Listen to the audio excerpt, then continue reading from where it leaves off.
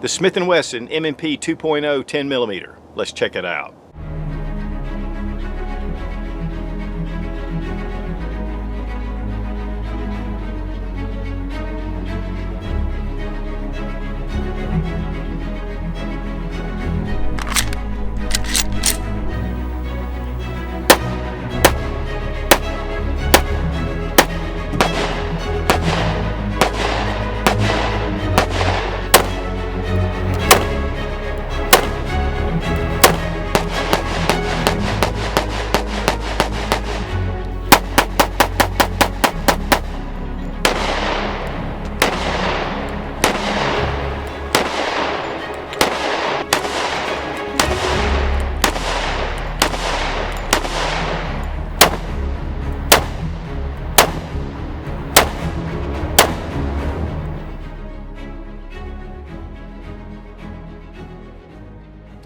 The 10mm has a lot of mystique around it. A lot of people love it mainly because it just has a lot of power. It really rivals the .357 Magnum, and yet it's a semi-automatic that holds multiple rounds. In fact, this M&P 2.0 holds 15 rounds.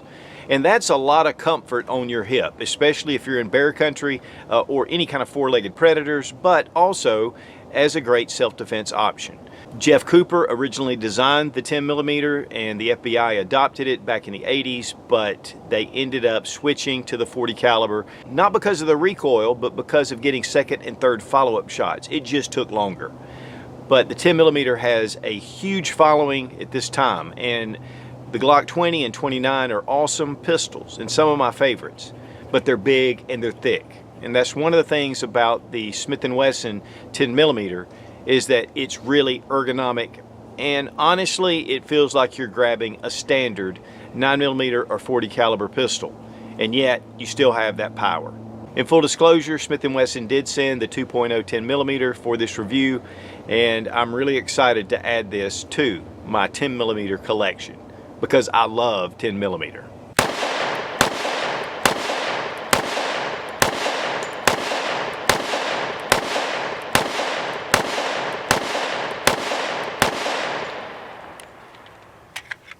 Guys, when it comes to a powerful cartridge, a lot of times you have to give up size for concealability. And a lot of the 10mm that are out there are fairly large pistols, and they need to be because they have to be able to withstand the recoil. But that's one thing I think that Smith & Wesson has really hit a home run. This is actually a very well-designed, just the right size to me that's coming in. Very similar to the original Smith & Wesson 2.0 and 9mm. And really a little bit larger, a little bit thicker, but not by a whole lot. It's definitely in that category. It's in that class. And that's one of the things that's been hard for a lot of companies to do, is to come in with a 10mm that can really compete in size close to your 9mm. The grip's thinner, which makes it nice, and yet we have 15 rounds, which is fantastic. The gun is empty. But we also have two 15-round magazines. Very well made, but these are pretty much the same magazines that are for the 45 ACP in the 2.0. It's just got a different color follower. And actually the feed lips are just a little bit different. But these are excellent magazines, all stainless steel. Nice bumper pad on the bottom. The magazine well is not flared, but the magazine is. And so it goes in really easily.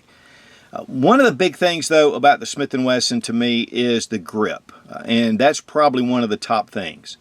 I'm a big Glock 29, Glock 20 guy. I love those models, but they are thick, and I have accepted that for a long time because I just love 10mm, and I like the capacity of those handguns. With this new Smith & Wesson, I mean, it really puts that together. But another thing that I really love about Smith & Wesson, and this is just a personal taste, is this Armor Night finish. It is beautiful, and all of the new Smith & Wessons that have come out with that finish, it's not really a matte finish, it's more like a beautiful sheen to it. But guys, I'll tell you, that is one of the things that Smith & Wesson has done that it really makes it stand out. Also, these fish scale type scallops, and here, instead of just the forward serrations right here, they've added them now up to the slide. And so this really brings those scallops up to be very useful. So if you want to do press checks, I mean, it makes it really simple. Right in the top though, you can see you do have a loaded chamber indicator, so you can see the brass through here, but honestly sometimes I can't see that quite well enough. I can just bring this back just a little bit. But then even the rear serrations, I mean, they are aggressive, but they don't hurt your fingers. So I really like the slide situation on the Smiths. But now the polymer frame is very well done. The grips and the palm swell, there are 3 other options, and we'll take a look at those in a minute, but it's fairly aggressive. Ambidextrous slide stops, that makes it nice. Also your takedown lever. Now you can get a model that has the frame safety, if that's what you like. And some people just really feel comfortable having the frame safety. That's great. If you get one with a frame safety, you can actually get a block, and you can take that frame safety out. And then we have the trigger. Now this is a big improvement for Smith & Wesson. Originally with that hinge trigger, and that's what we have here on this 9mm. This is not really a great trigger. In fact, I've never really been a fan of that hinge trigger. But now with the flat face trigger and the trigger shoe safety, this is going to keep this from inadvertently firing, and yet you've got that little trigger shoe right there. One thing about this trigger shoe, and I'll tell you now, to me it's thin and right here at the end, but it works really well. I'd really like to see that beefed up just a touch, but it is a plastic trigger, but it's solid. Now we're going to look at trigger pull right up front. Now of course we have some take up, and I'm going to be honest right here, guys. There is some, I think it's hitting the striker safety. And that's what Robbie Wheaton, we were talking about it. I think it's just hitting that striker safety.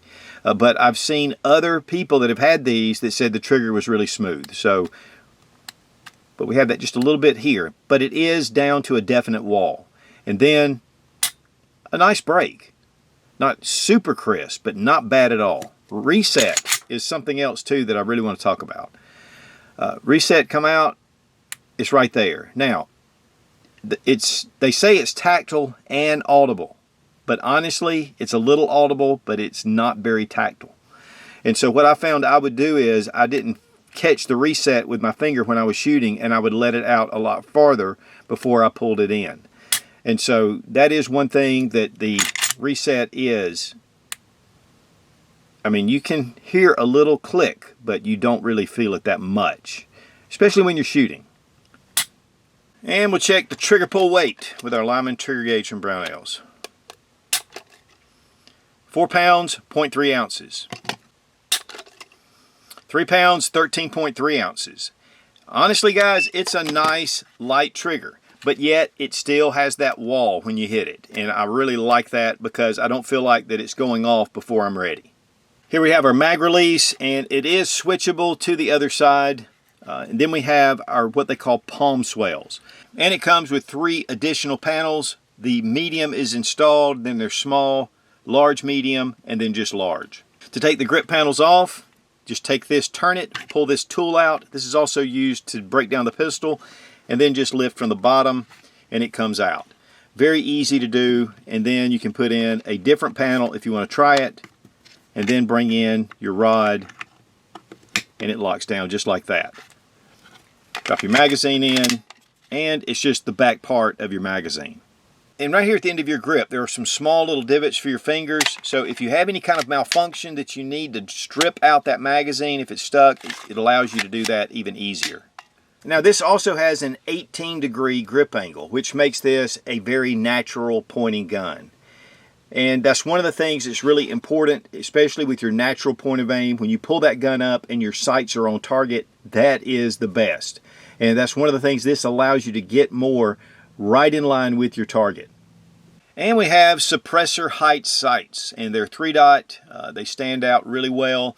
And when I say suppressor height, it's great also for a red dot, which this is optics ready. And that's what this plate's about. But what's really cool that Smith & Wesson has done is they have 8 optics plates altogether. I mean, there's a whole array of these plates to fit anything that's out on the market. These are a really thin plastic, but what that does, it gets it really low down on the bore. And so that really makes it almost like that this has optics cut in the slide. And so having that really thin plate actually is advantageous. But now they do have one aluminum anodized plate as well, and it's just one of the sights. But it's really easy to install, and again, we just decided not to put the optics plate on here because if you want to do it, you know what that looks like. It's really simple to do. But I wanted to demonstrate this pistol as it comes in the box. And of course, you have a 3-slot Picatinny rail at the front. We have our serial number that's inside. And one thing also about this pistol is it has a stainless steel chassis that comes all the way through. And that's going to actually help with torque. It's going to help with rigidity of your slide to reinforce the polymer. Now this one does come with the 4-inch barrel, and it is a stainless steel barrel. The slide is stainless steel, even though it's coated with the Armor Night finish. So you're going to get exceptional corrosion resistance even over the stainless steel with the finishes that are on here. Now guys, as I've said, I love 10mm, and I have a number of 10s. This is not all of them, but one that I love so much is my Ronin operator that's in 10mm. It is a beautiful, absolute beautiful gun. By the way, all these guns have been safety checked, and I love shooting it in 10mm. But it's limited to 8 rounds. And that's one of the big things about these others is that I have a lot more round capacity. Now when it comes to the Glocks, I mean, these are excellent pistols. They've been around since the early 90s. We have our Model 20, which is a full size, and then we have the Model 29, which is your subcompact size or compact. And they're thick, they're big, and they do hold 10mm, and when you're shooting them, I mean, you have a solid grip. I even added the beaver tail option to this one just to give me more surface here at the top. And this really does mitigate a lot of the recoil. With the 29, I didn't want to do that because I want this to be as small as possible. But guys, we're talking about a much thicker slide when it comes to the Glock. And we're talking about a thicker grip. And one of the things about the Smith & Wesson is it's rounded off, and so it just makes it more ergonomic. The grip on the Glock is definitely a little more square, and so it's just not quite the same ergonomics as the Smith & Wesson. Plus, these are optics ready, which the Glocks at this time are not. But as far as ergonomics, when Springfield Armory introduced their 10mm, their XD series, these are more ergonomic than the Glock. I really like it. I like the way it feels. This is the compact. They do have the full size, which I do have one of those as well. This one is optics ready, and it has one of the hex optics. Those are excellent. And really, I mean, the slide width is very close. The bore axis on the Springfield Armory is a little bit higher than the Smith, and we do have a grip safety. But this again is their compact. Their full size carries 15+1. This XDM Elite carries 10+1. And you can see that it's not a lot of difference between the two, and you have 15+1 in the Smith. So this actually comes into that in-between size. Now, one of the things about the XD Elite is that with this flared magwell at the bottom, if you have large hands, it kind of cramps you up. In fact, I have medium hands, and it does cramp up my hands just a touch. That you can remove that magwell. You just pop the pin out, and then this just pulls down, and the magwell will come out. So then when you put your magazine in, it still fits to the grip, but it frees up your hand. And that's one of the things. Honestly, I didn't even show that in the original review of the XD Elite. So this definitely takes care of that if this is bothering you. And to be honest, that feels really good. Weight on the 2.0 10mm. 1 pound, 11.2 ounces. Weight on the 2.0 9mm. 1 pound, 10.6 ounces. There's not a lot of difference. We really appreciate Fiocchi for sponsoring the ammunition. We're shooting 10mm, 180 grain. This stuff is just good quality ammunition and all made right here in the USA. We also appreciate Lula Loaders. We're making these mag loads quick, especially with this new red, white, and blue color. America!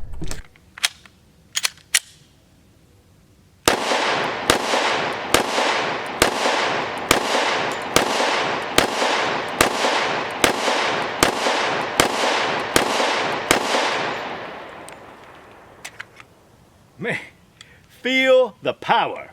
Now taking the M&P 2.0 10mm down to the range. You know, I expected it to be 10mm, and 10mm does have more recoil. It's just got faster velocities. It has typically heavier bullets, especially than your 9mm or your 40. And so it's got some power with it.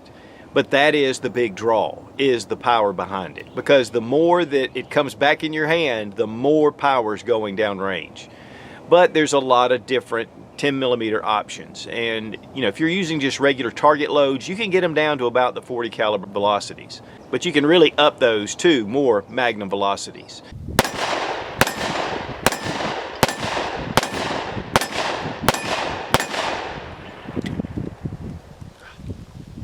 I like that. Yeah, me too. A lot. That's a very controllable 10mm. Yes, it is. And that's one thing I love about 10mm is that you can adapt. If you want to go with a more of a comfortable round, less recoil, you can do that. If you want to up your game and you're taking this on a hunt, or you're taking this, you know, on a hike up in bear country, this is very comforting to have on your hip. Typically you can put 40 Smith & Wesson in your 10mm, which gives you just less recoil. But while the recoil is more significant, it's not punishing. One of the things about 10mm is that it is a joy to shoot.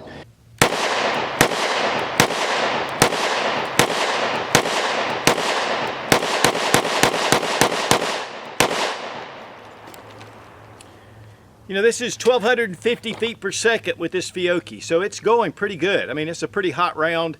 It's 180 grains. You feel it in your hand. Definitely it's 10mm, so it's going to have more power coming out the end of the barrel.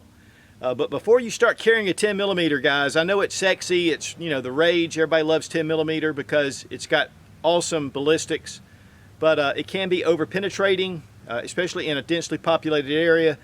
And the recoil is not quite like your 9mm. It's definitely going to give you more recoil.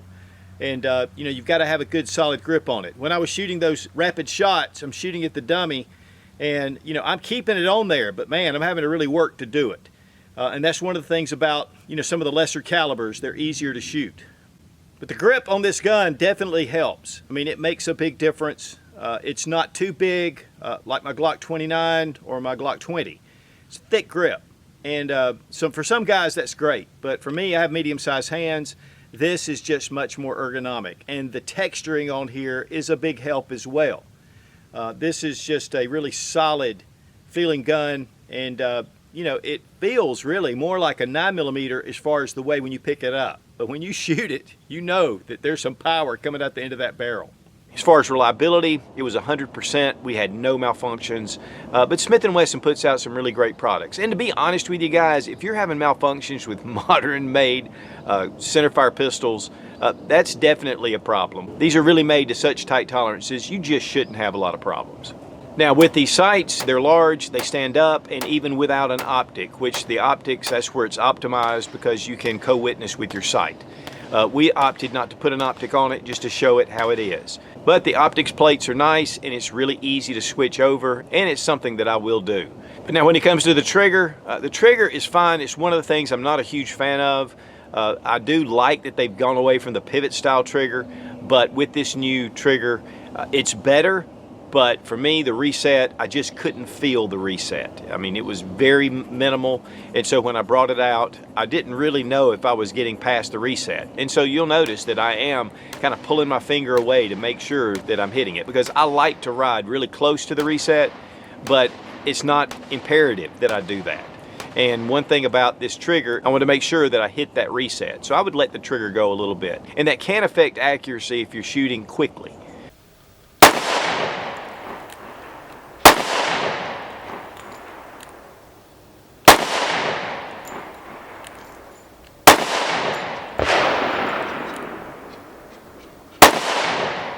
Now let's go ahead and break down the gun. We're going to remove our magazine, check to make sure the gun's unloaded. Go ahead and bring it back into slide lock position. Now this is your takedown lever, but before we do that, we're going to use this tool that we talked about, and you can use any flathead screwdriver. And right here, it's a yellow marked little lever, and you just bring it in the down position. And once it's down, it disables your striker or your sear. And so then we go ahead and pull our levers all the way down, our takedown lever, and then we release the slide, and it comes right off. Now, instead of doing that, you can pull the trigger, and it will allow you to bring the slide off. But this is just another safety feature. And then we have our recoil spring and guide rod and our barrel. And again, our 4-inch barrel. Now, the slide's absolutely beautiful again, guys. I just love the finish that they put on here. But one thing I did notice is that there was red paint all on the inside of my slide, and that is from the recoil spring as it's coming off. And these are marked so they'll know what the recoil springs go into the 10mm.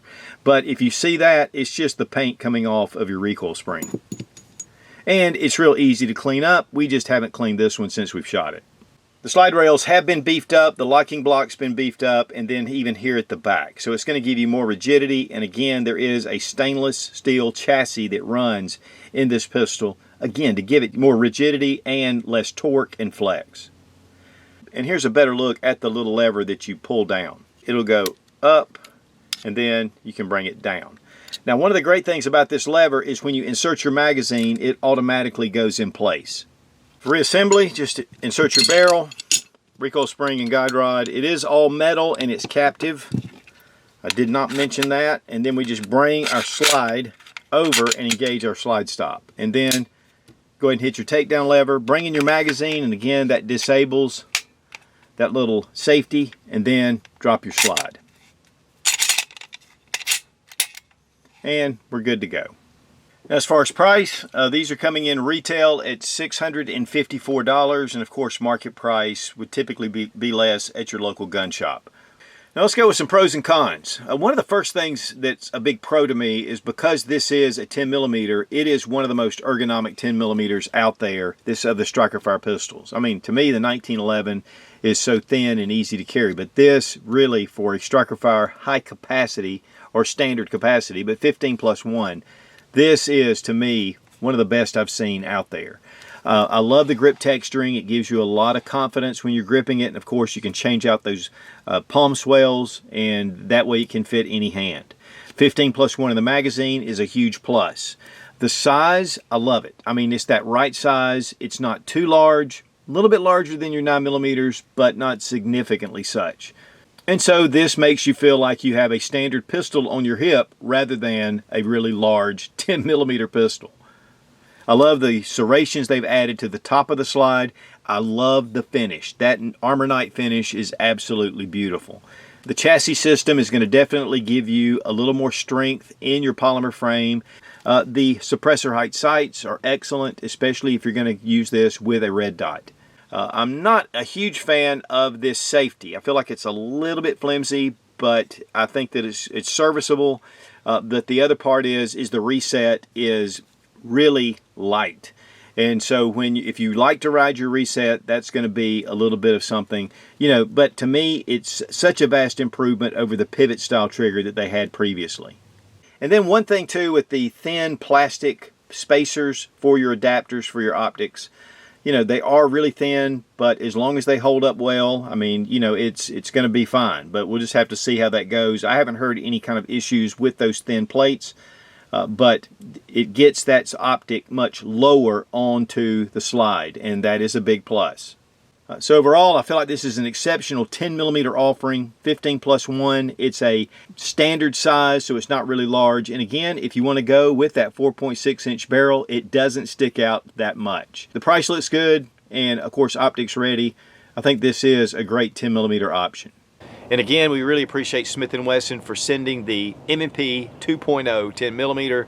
And guys, this will definitely be on my hip when we take those trips up into the mountains, because there's some really dangerous four-legged and two-legged predators, and it's great to have something that's capable of both right there on your hip. Now, we really appreciate Sportsman's Guide for being one of our sponsors, and they give a $20 off every $100 or more purchase using Sootch, no 00. And they have all kind of outdoor related, camping, hiking, firearms, you name it, they've got it. But one thing that I use them probably the most for is their military surplus from around the world. And if you join their buyers club, you get a better price and you get free shipping on most items. So check out Sportsman's Guide. It's a great resource. Be strong, be of good courage. God bless America. Long live the Republic.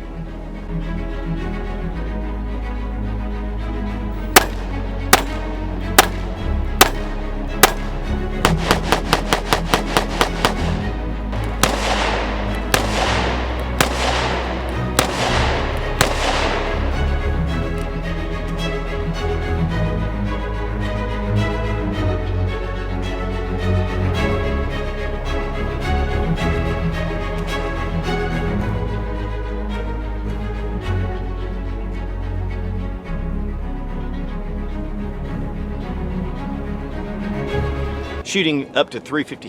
Why they just, and I'm really happy to, but I honestly like to, is that this is actually a very good, and we,